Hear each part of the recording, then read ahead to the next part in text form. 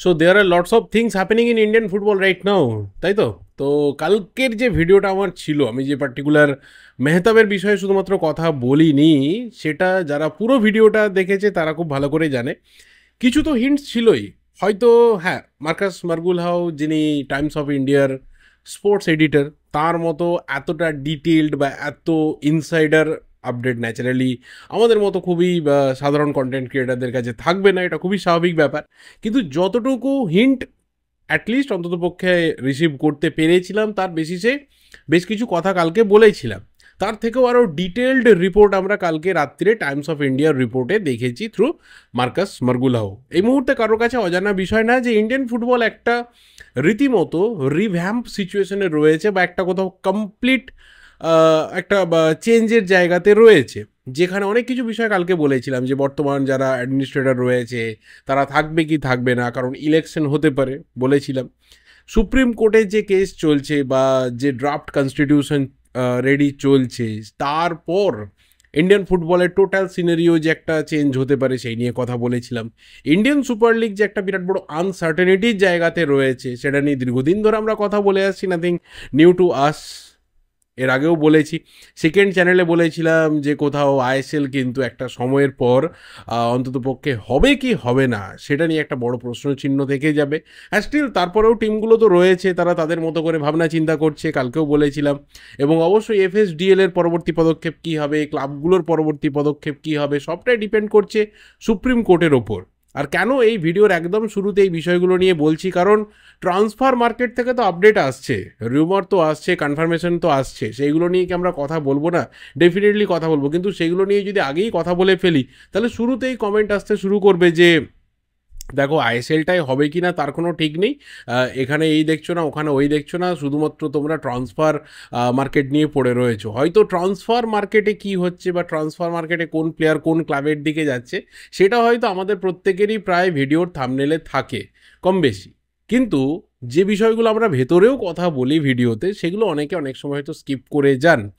এবার এই বিষয়টাতে আমাদের কারোরই কোনো দ্বিমত নেই যে ইন্ডিয়ান ফুটবল একটা কোথাও চেঞ্জের রাস্তাতে রয়েছে, ইন্ডিয়ান ফুটবল একটা কোথাও নতুনভাবে ভাবার জায়গাতে রয়েছে। কিন্তু তার মানে এই নয় যে ক্লাবগুলোর মুভমেন্টস বন্ধ রয়েছে। হ্যাঁ, তারা হয়তো স্লো, তারা হয়তো যতটা ফাস্ট ফরওয়ার্ডে যাওয়া দরকার তাদের, তারা হয়তো যাচ্ছে না, এটা ঠিক কথা। তারা হয়তো অনেক প্লেয়ারকে রিলিজ করছে, তার রিপ্লেসমেন্ট রাতারাতি নিয়ে আসছে না, তারা হয়তো স্লো রয়েছে, but they are not totally of.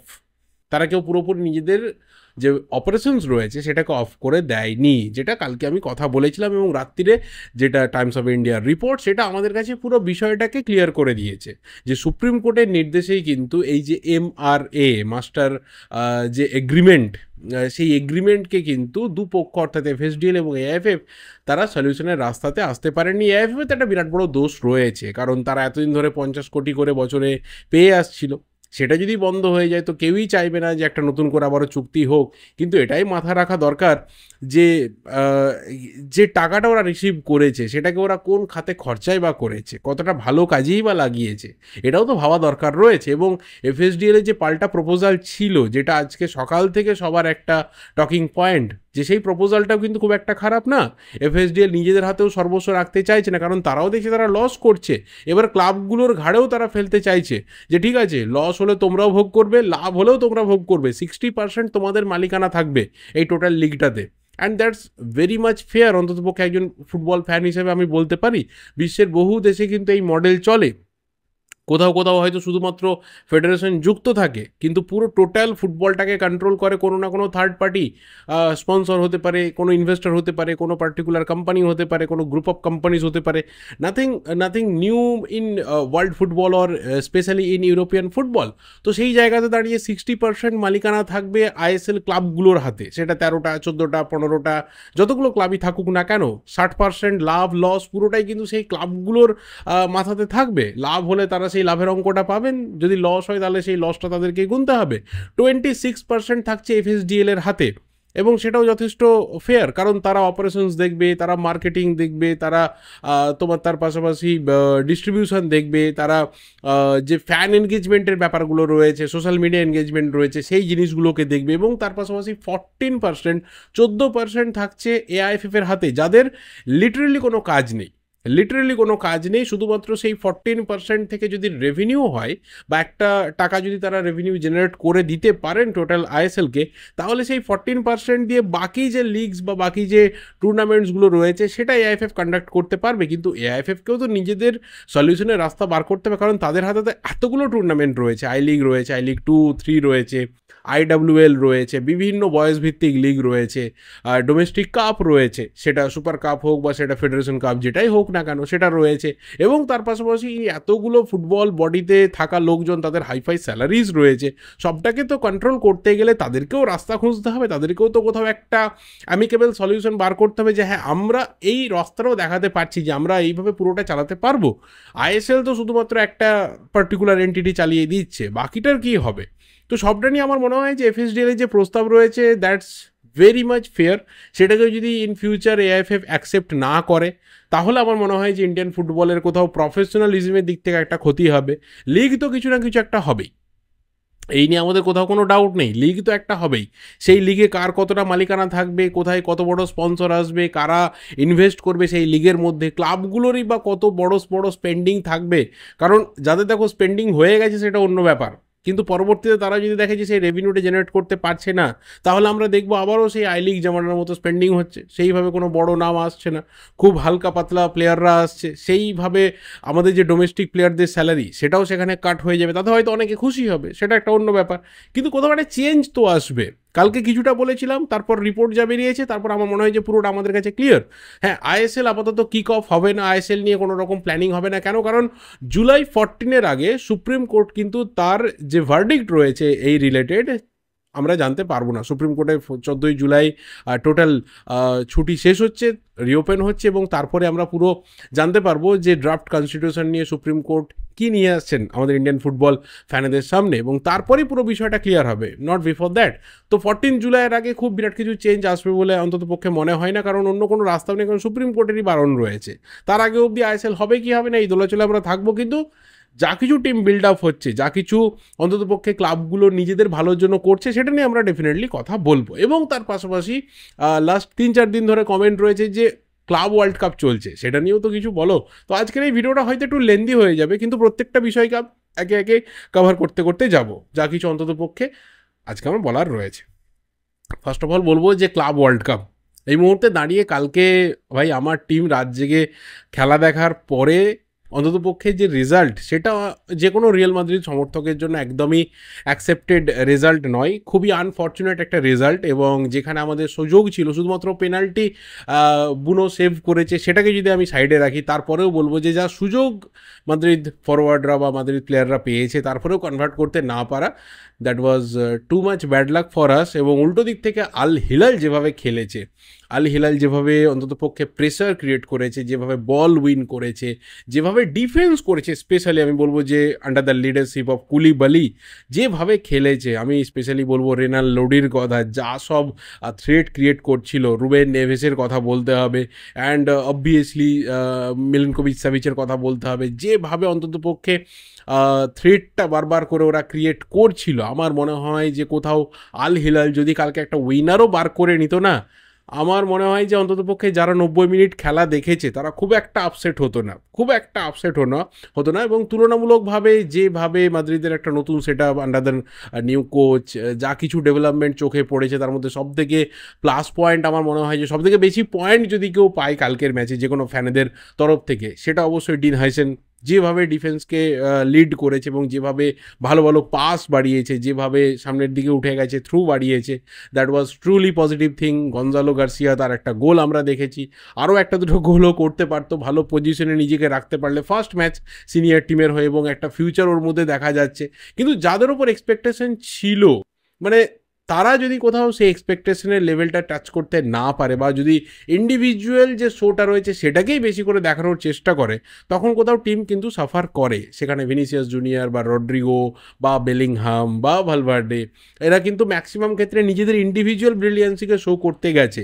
Rather নতুন আসা প্লেয়ার ট্রেন্ট আলেকজান্ডার অনেক বেশি করে আমি দেখেছি যে ম্যাচের প্রতি ইনভলভড হয়েছে, অনেক বেশি করে বল উইন করেছে, স্কিল দেখিয়েছে। তো কোথাও একটা চেঞ্জ তো ডেফিনেটলি যাবি আনার চেষ্টা করবেন। অনেক এখনও অবধি সমস্যা রয়েছে, সেটাকে মেরামত করার চেষ্টা জাবি করবেন। অন্ততপক্ষে ফার্স্ট ম্যাচটা দেখে I am little bit disappoint, বা যে কোনো Madrid fans they would be disappointed, nothing much more than this. But হ্যাঁ, কোথাও এখান থেকে কামব্যাকের রাস্তা রয়েছে, এই গ্রুপটা আমরা স্টিল টপ করতে পারি। অ্যান্ড অবভিয়াসলি নকআউটে গেলে রিয়াল মাদ্রিদ যে কোনো কম্পিটিশনে যে কোথাও একটা টাফ কম্পিটিটার, সেটা সবাই মানে। বাট বাকিরা কিন্তু অনেক বেশি প্রিপেয়ার্ড এবং অনেক বেশি করে তাদেরকে স্মুথ লাগছে। যেমন অবশ্যই বায়ার্ন মিউনিক প্রথম ম্যাচটা অসাধারণ খেলেছে, 10 গোল দিয়েছে অকল্যান্ড সিটি এফসিকে।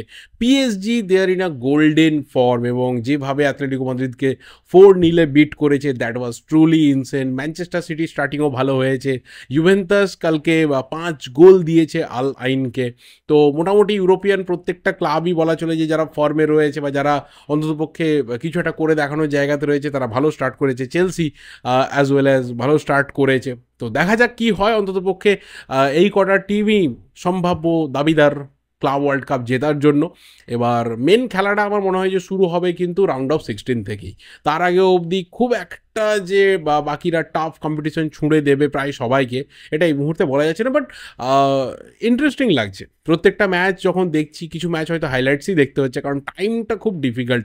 রাত্রি 3:30টায় খেলা, ভোর 4:30, 5:30টায় খেলা, সকাল 6:30টায় খেলা, খুব টাফ হয়ে যায় প্রত্যেকটা ম্যাচকে ফলো রাখা। যেমন আমি অন্তত জুভেন্টাস আলাইন ম্যাচটা দেখতে চেয়েছিলাম, but time was very bad for us. So সেই জায়গা থেকে অন্তত হাইলাইটস দেখেই ক্ষান্ত থাকতে হয়েছে। বাট সিরিয়াসলি বলছি, এনগেজিং লাগছে, এবং অবশ্যই কোথাও একটা নতুন টেস্ট উপভোগ করছি ক্লাব ওয়ার্ল্ড কাপের। এবং এটা অনেক দিন আগে শুরু হওয়া দরকার ছিল, আজ থেকে 10 বছর আগে শুরু হওয়া দরকার ছিল। তাহলে আমরা আরও প্রাইম প্লেয়ারদেরকে, আরও প্রাইম টিমগুলো যখন মানে প্রাইম লেভেলে ছিল, সেই মুহূর্তে দাঁড়িয়ে আমরা ক্লাব ওয়ার্ল্ড কাপটাকে আরও ভালোভাবে এনজয় করতে পারতাম। অ্যাটলিস্ট 10 থেকে 12 বছর আগে এই ক্লাব ওয়ার্ল্ড কাপ মানে এই ফরম্যাটে শুরু হওয়ার দরকার ছিল। অনেকটা লেট হয়ে গেল। অনেক ভালো ভালো প্লেয়ারদেরকে তাদের প্রাইমে আমরা ক্লাব ওয়ার্ল্ড কাপে খেলতে দেখতে পেলাম না। যেমন রোনাল্ডোকে এবার দেখতে পেলাম না, আর হয়তো ভবিষ্যতে দেখতে পাবও না। মেসিকে দেখতে পাচ্ছি, বাট এই মেসি তো সেই বার্সেলোনার সেই মেসি না। তো আরও অনেক লেজেন্ডারি প্লেয়ার রয়েছে যাদেরকে হয়তো ক্লাব ওয়ার্ল্ড কাপে দেখাটা আমাদের দরকার ছিল, বাট কিছু করার নেই। Later is better than never.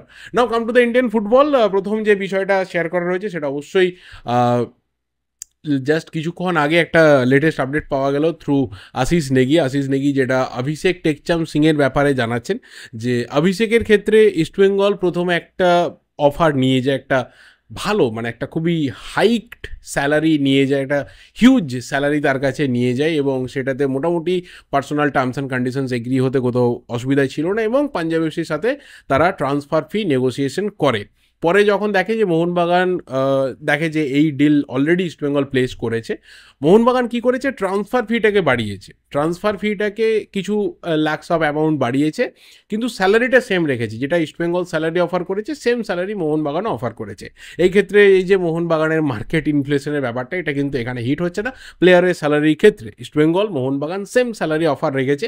Mohun Bagan শুধুমাত্র ক্লাবের যে ট্রান্সফার ফিটা রয়েছে সেটাকে একটু বাড়িয়ে দিয়েছে এই ক্ষেত্রে প্লেয়ারকে তাড়াতাড়ি নেওয়ার জন্য। কিন্তু এই জায়গা থেকে দাঁড়িয়ে অভিষেক টেকচাম সিং সেই ক্লাবকেই প্রায়োরিটি দেবে যেখানে সে ফার্স্ট চয়েস সাইড ব্যাক হবে, এবং স্পেশালি লেফট ব্যাক হবে, রাইট ব্যাক না। কারণ অনেকের এখানে ধারণা থাকতে পারে যে অভিষেক তো রাইট ব্যাকেও খেলে, অভিষেক তো রাইট ব্যাকেও খেলতে পারে। যদি মোহনবাগানে আসে আশিসের পরিবর্তে রাইট ব্যাক, যদি ইস্টবেঙ্গলে আসে তাহলে ইস্টবেঙ্গলও তো রাইট লেফট যেখানেই বলো ফার্স্ট চয়েস হয়ে যাবে।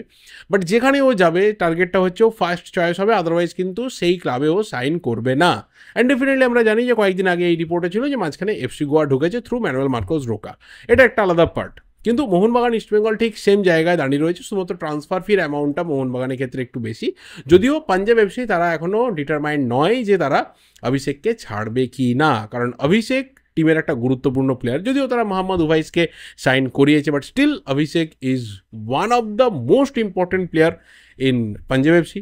এবং আশিস নেগি জানাচ্ছেন যে পাঞ্জাব এফসি এই সিজনে চ্যাম্পিয়ন হতে চাইছে, চ্যাম্পিয়ন হওয়ার জন্য ম্যাক্সিমাম লেভেলে প্লেয়ারদেরকে তারা ধরে রাখতে চাইছে। অ্যান্ড দ্যাটস ওয়াই তারা অভিষেকের ব্যাপারে এখনও অবধি ডিসাইড করতে পারেনি যে কি করবে। যদিও যে দুটো অ্যামাউন্ট তাদের কাছে রিচ করেছে দ্যাটস গুড, কিন্তু পাঞ্জাব যেটা চেয়েছিল পাঞ্জাব যে অ্যামাউন্টে তাকে এক কথায় ছেড়ে দেবে, সে অ্যামাউন্ট না তো ইস্টবেঙ্গল দিচ্ছে, না তো সেই অ্যামাউন্ট ইস্টবেঙ্গলের থেকে বেশি অফার করা মোহনবাগান দিচ্ছে। তো এটা থেকে বুঝতে পারা যায় যে বারবার করে এই যে মার্কেট ইনফ্লেশনের ব্যাপারটা সবাই অভিযোগ করে, এটা সবসময় ঠিক না। কিছু কিছু প্লেয়ারের জন্য হয়তো ঠিক হয়, বাট এই ক্লাবগুলোও জানে, এই ক্লাব ম্যানেজমেন্টের লোকজনও খুব ভালো করে জানে যে কাকে কতটা স্যালারি দেওয়া দরকার, কে কতটা স্যালারি ডিজার্ভ করে, এবং টিমের যেখানে নিড রয়েছে সেখানে সে কতটা ডিজার্ভ করে, এবং একটা ক্লাবও ম্যাক্সিমাম কতটা ট্রান্সফার ফি এই প্লেয়ারের জন্য ডিজার্ভ করে। এরা অনেক মানে কি বলবো, সিনিয়র ম্যানেজমেন্টের লোকজন রয়েছে, এদেরকে এতটা মানে ফালতু লোক ভেবে আমার মনে হয় না খুব একটা লাভ আছে বলে। যাই হোক, অভিষেক টেকচাম সিংয়ের ব্যাপারটা থ্রু আশিস নেগি ঠিক এই স্টেজে দাঁড়িয়ে রয়েছে। নেক্সট যে প্লেয়ারের কথা বলতে হবে সেই প্লেয়ার হচ্ছে ইভান মিলাদিনোভিচ। অনেকদিন আগে এই প্লেয়ারের নাম উঠেছিল, মে মাসের একদম শুরুর দিকে এই প্লেয়ারের নাম উঠেছিল। He was linked up with East Bengal. Just একটা সিঙ্গেল ভিডিও তখন বানিয়েছিলাম যে একটা ইনিশিয়াল ইন্টারেস্ট ইস্টবেঙ্গলের রয়েছে, প্লেয়ারটা কন্ট্রাক্টেড রয়েছে, যদি আসতে হয় তাহলে তাকে ট্রান্সফার ফি দিয়ে নিয়ে আসতে হতে পারে, অথবা তার জন্য ওয়েট করতে হতে পারে যে কখন তার সাথে তার ক্লাবের মানে মোটামুটি ম্যাচ শেষ হয়ে যাচ্ছে এবং তাকে মিউচুয়ালি টার্মিনেশন করিয়েও নিয়ে আসা যেতে পারে। তারপর একটা বিভিন্ন জায়গা থেকে রিপোর্ট ডেভেলপ হয় যে এই প্লেয়ারের সাথে মোটামুটি একটা ভালো স্তরে ইস্টবেঙ্গলে কথাবার্তা রিচ করেছে, প্রায় ফাইনাল হয়ে যাচ্ছে, এবং সেই প্লেয়ারের বেরিয়ে আসতে খুব একটা অসুবিধা নেই। কিন্তু তারপরে দেখা যায় যে ডিলটা কোলাপসড হয়ে গেছে। মিক্স রিপোর্টস ছিল, এবং আমার কাছে যে ইনফরমেশন ছিল সেই মোতাবেক বলেছিলাম যে না, এটা কখনোই একদম সেই লেভেলে গিয়ে রিচ করেনি যে ইস্টবেঙ্গল ফ্যান্স তারা অপটিমিস্টিক থাকতে পারে যে ইভান মিলাদিনোভিচ ইস্টবেঙ্গলে সই করছে। এরকম সিচুয়েশনে কিন্তু ডিলটা রিচ করেনি। হ্যাঁ, ইস্টবেঙ্গল ওয়াজ সিরিয়াস, প্লেয়ার তার এজেন্টের সাথে কথাবার্তা হয়েছিল এবং প্লেয়ারের এজেন্টও চেয়েছিল ঠিক আছে ইন্ডিয়ান সুপার লিগে সে আসতে পারে, স্যালারি বা তার যা ডিমান্ডস ছিল সেই নিয়ে কোথাও প্রবলেম ছিল না ইস্টবেঙ্গল বা প্লেয়ারেরও, তো সেই সব ঠিক ছিল। কিন্তু কোথাও এই ডিলটা অ্যাডভান্স স্টেজে যায়নি, বা তার যে প্রেজেন্ট ক্লাব রয়েছে তাদের সাথেও কথাবার্তা কিন্তু অ্যাডভান্স স্টেজে যায়নি। কিন্তু বর্তমানে যেটা মনে করা হচ্ছে, এবং সেই সময় দাঁড়িয়ে আরও একটা ইস্যু সামনে এসেছিল যে এজেন্ট রিলেটেড কিছু প্রবলেম হয়েছে। যে প্লেয়ারের এজেন্ট বর্তমানে প্লেয়ারটার সমস্ত ধরনের ম্যাটারকে অন্ততপক্ষে কন্ট্রোল করে, তাদের সাথে কথা না বলে অন্য একজন এজেন্ট, মানে সে নাকি তার marketing and social media agent, তার সাথে নাকি ইস্টবেঙ্গল ম্যানেজমেন্ট কথা বলেছিল, সেই কারণে ডিলটা ভেস্তে গেছে। আমার মনে হয় না যে এটা খুব একটা ঠিকঠাক যুক্তি ছিল বলে, কারণ ইস্টবেঙ্গলের তরফ থেকেও যে এজেন্সি কথা বলেছিল, they also have some good network in that area. তো এত বড় মিস্টেকটা তারা ডেফিনেটলি করবে না একটা প্লেয়ারের ক্ষেত্রে, যে এজেন্টের মানে প্লেয়ারের এজেন্টের পরিবর্তে তার মার্কেটিং এজেন্টের সাথে কথা বলে ফেলা। আমার মনে হয় যে এটা খুব একটা ঠিকঠাক যুক্তি ছিল না। মেবি ভেতরে অন্য কোনো রিজন ছিল, সেই ক্লাব হয়তো তাকে ছাড়তে চায়নি, বা প্লেয়ার সম্ভবত প্রথমে মনে করেছিল, তারপর তার ডিসিশন চেঞ্জ হয়েছিল। বাট রিসেন্ট যে রিপোর্টসগুলো ডেভেলপ করছে, সেই রিসেন্ট রিপোর্টস বলছে যে আবার ইভান মিলাদিনোভিচের জন্য কিন্তু ইস্টবেঙ্গল মুভ করছে। ইস্টবেঙ্গল আবারও তাকে নিয়ে ভাবনা চিন্তা শুরু করেছে, এবং তার রেসপেক্টিভ ক্লাবের সাথে এবং তার এজেন্টের সাথে আবারও কথাবার্তা শুরু হয়েছে যে তাকে যদি অন্ততপক্ষে ইস্টবেঙ্গল সই করাতে পারে, যদি তাকে তার বর্তমান ক্লাব ছেড়ে দেয়। প্লেয়ারটাকে নিয়ে নতুন করে আমার আলাদা করে কিছু বলার নেই, সেই সময় কথা বলেছিলাম, ভালো প্লেয়ার, ভালো ডিফেন্ডার, লটস অফ এক্সপিরিয়েন্স রয়েছে, এবং মোটামুটি ইস্টবেঙ্গলে এলে একটা ভালো ধরনের টাফ এবং কোয়ালিটি এবং অবশ্যই গোল স্কোরিং ডিফেন্ডার ইস্টবেঙ্গল পাবে, সেই নিয়ে কোথাও অসুবিধা নেই। বাট দেখা যাক এই ডিলটা আদেও আবারও সেই প্রগ্রেস করে না, আবারও সেই শুধুমাত্র কথাবার্তা যদি একবার হয়ে যায়, এরকম একটা চিন্তাভাবনা থেকে নেওয়া কি ব্যাপার, সেটা হয়তো আগামী কয়েকদিনের মধ্যে ক্লিয়ার হয়ে যেতে পারে। লাস্ট যে প্লেয়ারকে নিয়ে কথা বলবো, অনেকদিন আগে থেকে এই বিষয়টা আমাদের কাছে ক্লিয়ার, অনেকদিন আগে থেকে এই বিষয়টাকে নিয়ে পজিটিভ মেসেজই দেওয়ার চেষ্টা করেছি, যদি কিন্তু ইফ বাট কোনো কিছু মাঝখানে রাখিনি। বাট তারপরেও অনেক হেট্রেড এসেছে। লাস্ট কয়েকদিন আগেও একটা ভিডিও ছিল, এখনও অবধি মানে কাল বা পরশুরই ভিডিও ছিল বোধহয়, যে সেই যে রবসন রবিনহোকে নিয়ে গল্প, সেই যে একদিন বলেছিলে বেশি কপচিও না, রবসন রবিনহো একদম ঠিক পথেই রয়েছে, কোথায় গেল সেই গল্প, কোথায় হারিয়ে গেল, এটাও কি সেই পুরনো বিভিন্ন আপডেটের মতো ভুলভাল বেরিয়ে আসবে? যাই হোক, আপাতত দাঁড়িয়ে যতগুলো অন্ততপক্ষে রিলায়েবল মিডিয়া রয়েছে বাংলা মিডিয়াতে, স্পেশালি সংবাদ প্রতিদিন, যারা মোহনবাগানের সাথে খুব ভালোভাবে টাচ, জানো তোমরা ভালো করে যে কে চালান সেই পেপারটাকে, এবং সেখান থেকে যখন একটা রিপোর্ট বেরিয়ে আসছে, তার মানে তার অথেন্টিসিটি নিয়ে আর মনে হয় না প্রশ্ন তোলার মতো জায়গা কারোরই থাকে বলে। এবং সেই সংবাদ প্রতিদিন বা দুলালদার যে রিপোর্ট, সেই রিপোর্ট পরিষ্কার জানাচ্ছে যে রবসন রবিনহো কিন্তু মোহনবাগানে সই করেছে। দেখো মোহনবাগানের সই করতে চলেছে, মোহনবাগানের সাথে ডিল ডান রয়েছে, সমস্ত ধরনের এগ্রিমেন্ট রেডি রয়েছে, এটা বহুদিন থেকে কথা বলে আসছি। হয়তো ফাইনাল অফিসিয়াল পেপারে সিগনেচার হতে একটু টাইম লেগেছে, হয়তো যেটা ফাইনাল মেডিকেল রিপোর্ট সেটা আসতে একটু টাইম লেগেছে, যেটার বেসিসে পেপারগুলো রেডি হবে। কিন্তু বারবার করে একটা কথা বলেছিলাম যে রবসন রবিনহো মোটামুটি মোহনবাগানের সাথে তার terms and conditions, deal agreement যে জায়গাতে রিচ করে গেছে না, মানে এখান থেকে ফিরে আসাটা টু মাচ টাফ। এই জায়গা থেকে এই ডিল ভেঙে যাওয়াটা সিরিয়াসলি অন্ততপক্ষে হওয়ার মতো নয়। তো সেই কারণে বারবার বলেছিলাম যে রবসন রবিনো আপকামিং সিজনে মোহনবাগান জার্সি পরছে, he is replacing Greg Stewart. হ্যাঁ, সেটা ভালো হচ্ছে কি খারাপ হচ্ছে সেটা ফ্যানেদের ব্যাপার, they will take that matter. যে কোথাও সেটা আপগ্রেড হলো না সেটা ডিগ্রেড হয়ে গেল, আরও ভালো প্লেয়ার মোহনবাগান আনতে পারতো, সেটা অন্য ব্যাপার। বাট যেটা ম্যাটার ছিল যে রবসন রবিনো মোহনবাগানেই আসছে, মোহনবাগানের পথে রয়েছে এবং কোথাও কোনো প্রবলেম নেই। কেউ কেউ বলেছে রবসন রবিনো ভাবছে এই মুহূর্তে দাঁড়িয়ে সোফায় বসে বসে ভাবছে যে মোহনবাগানে সই করব না অন্য কোনো ক্লাবেরও অফার রয়েছে সেটাকে ভেবে দেখব। সেই সব কিচ্ছু ব্যাপার ছিল না। অনেক দিন আগে যখনই এই বিষয়টা ক্লিয়ার হয়ে গেছিলো যে তার সাথে deal agreed, it's a done deal, তখনই কিন্তু ব্যাপারটা ক্লিয়ার হয়ে গেছিলো যে রবসন রবিনো ইন্ডিয়ান ফুটবলে আসছে, আইএসএলে আসছে, মোহনবাগানের জার্সি পরবে। হ্যাঁ, কীরকম খেলবে, কি পারফরমেন্স করবে, কতটা ভালো হলো, কতটা ভালো না হলো, কতটা খারাপ হয়ে গেল, তাকে কতটা নিয়ে সাফার করতে হতে পারে বা সে কতটা সুপারস্টার হয়ে উঠতে পারে, সেসব পরের ব্যাপার, আগে থেকে কেউ প্রেডিক্ট করতে পারে না। বাট এই প্লেয়ারটা মোহনবাগানের পথে ছিল, এখন রয়েছে, মোহনবাগানে আসছে, মোহনবাগানের জার্সি পরেই খেলছে এবং সব কিছু ঠিকঠাক থাকলে, যদি তার ফিটনেস লেভেলে চরম লেভেলে থাকে, তাহলে অন্ততপক্ষে আমি একটা ওয়াইল্ড এখানে গেস রাখতে পারি, একটা কোথাও ওয়াইল্ড প্রেডিকশন আমি রাখতে পারি যে আপকামিং সিজনে টোটাল ইন্ডিয়ান ফুটবলের পারফর্ম করা টপ 5 ফরেন প্লেয়ারের মধ্যে Robson রবিনো could be one of them. আমি একটা ওয়াইল্ড প্রেডিকশন রেখে গেলাম। ভুল হলে ভুল, যদি ঠিক হয়ে যায় ঠিক আছে, এসে একটু হাততালি দিয়ে দিও, এর থেকে বেশি আর কিছু বলার নেই। বাকি তোমাদের ওপিনিয়ন ভীষণভাবে ম্যাটার করে আমার কাছে, প্রত্যেকে ওপিনিয়ন জানাতে থাকো, যা যা মতামত রয়েছে প্রত্যেকটা বিষয় নিয়ে শুরু থেকে একদম শেষ অবধি। ভিডিওটা এই অবধি এখানেই শেষ করছি, দেখা হবে পরের ভিডিওতে। Till then subscribe the channel, আর ভিডিওটা ভালো লাগলে লাইক করো, শেয়ার করো। Thank you, good bye and good night.